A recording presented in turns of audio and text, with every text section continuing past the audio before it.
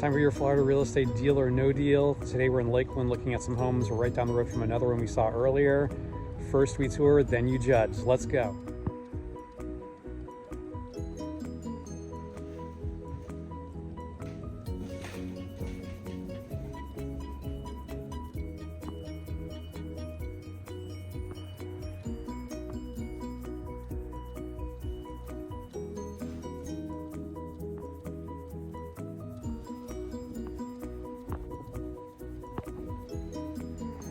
You can hear the road outside on this one, just like the 80s Ghostbusters house down the road, but nice size yard.